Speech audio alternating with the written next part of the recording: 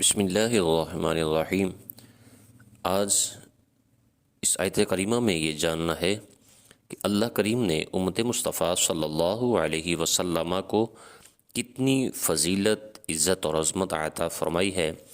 خالق کائنات ارشاد فرماتا ہے وَكَذَلِكَ جَعَلْنَاكُمْ أُمَّةً وَسَطًا لِتَكُونُوا شُهَدَاءَ عَلَى النَّاسِ وَيَكُونَ الرَّسُولُ عَلَيْكُمْ شَهِيدًا، اور اسی طرح ہم نے تم کو سب امتوں میں افضل کیا کہ تم لوگوں پر گواہ ہو اور یہ رسول تمہارے نگہبان اور گواہ ہوں۔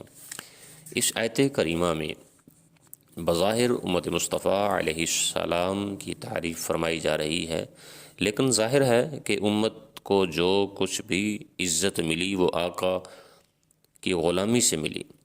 اس آیت کے چند مطلب ہیں۔ ایک تو یہ کہ قیامت کے دن دوسرے انبیاء کرام کی امتیں بارگاہ الہی میں عرض کریں گی کہ خدایا تیرا کوئی پیغمبر ہم تک نہیں پہنچا اور نہ کسی نے تیرے احکام ہم تک پہنچائے۔ وہ انبیاء کرام عرض کریں گے کہ خداوند یہ جھوٹے ہیں، ہم نے تو انبیاء کرام عرض کریں گے کہ خداوند یہ جھوٹے ہیں، ہم نے تیرے سارے احکام ان کو سنائے بتائے مگر یہ ایمان نہ لائے۔ انبیاء کرام کو حکم الہی ہوگا کہ آپ اپنے دعویٰ پر کوئی گواہ لائیں۔ وہ حضرت محمد رسول اللہ صلی اللہ تعالی علیہ وسلم کو اپنی گواہی میں پیش کریں گے۔ یہ امت گواہی دے گی کہ خدایا تیرے پیغمبر سچے ہیں اور یہ کفار جھوٹے۔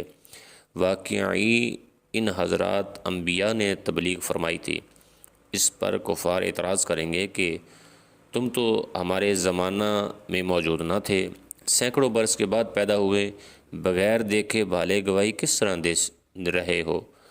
مسلمان عرض کریں گے کہ ہم نے دیکھنے والے سے سنا ہے، یعنی اپنے پیغمبر سے علیہ السلام سے سنا ہے۔ مسلمانوں کی تصدیق فرمانے کے لیے حضور علیہ السلام تشریف لائیں گے اور عرض کریں گے کہ خداوند واقعی ہم نے ان سے فرمایا تھا کہ گزشتہ پیغمبروں نے اپنی اپنی قوم کو تبلیغ فرمائی تھی۔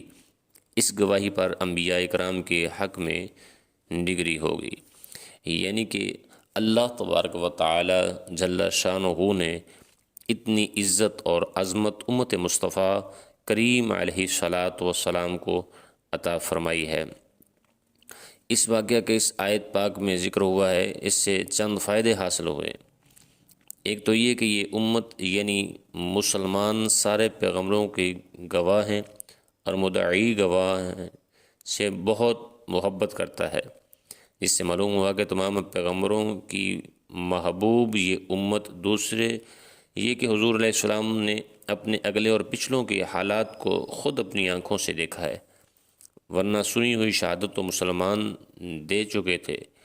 اب ضرورت تھی کہ دیکھنے والا اپنی دیکھی ہوئی گواہی دے، اس لیے حضور علیہ السلام کو معراج ہوئی تاکہ جنت، دوزخ، خدا کی ذات و صفات کی سب تو گواہی دی سنی ہوئی، حضور علیہ السلام کی گواہی ہوگی دیکھی ہوئی۔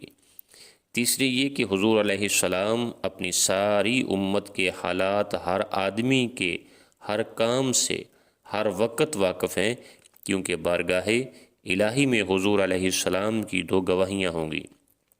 ایک تو یہ کہ مسلمان ٹھیک کہہ رہے ہیں، دوسرے یہ کہ یہ لوگ گواہی کے قابل ہیں، فاسق، فاجر، بدکار وغیرہ نہیں ہیں۔ بدکاری کی گواہی شرعاً قبول نہیں ہوتی اور نہ علیکم باقاعدہ علمی نہیں بنتا۔ علی اس لیے فرمایا گیا کہ یہاں شہید میں رقیب کے معنی شامل ہیں، لہذا حضور علیہ السلام نے جس کے ایمان کی گواہی دے دی وہ واقعہ ہی جنتی ہے۔ اور امت مصطفیٰ صلی اللہ علیہ وسلم دنیا میں رہتے ہوئے بھی اللہ تعالیٰ کے فضل و کرم اور اس کی عطا سے، نبی پاک صلی اللہ علیہ وسلم کی نظر عنایت سے یہ یہاں بھی ان کو افضلیت حاصل ہے۔ روز محشر جب اللہ کے حضور حاضر ہوں گے تو وہاں بھی انہیں افضلیت حاصل ہوگی، اس لیے کہ یہ تمام امتوں کی گواہی دیں گے، تو اس لیے اللہ تعالیٰ نے انہیں عزت، عظمت اور شان جو عطا فرمائی ہے وہ پیارے نبی آقا دو جہاں صلی اللہ علیہ وسلم کی بدولت ہی امت مصطفیٰ کو یہ عزت اور عظمت عطا فرمائی ہے۔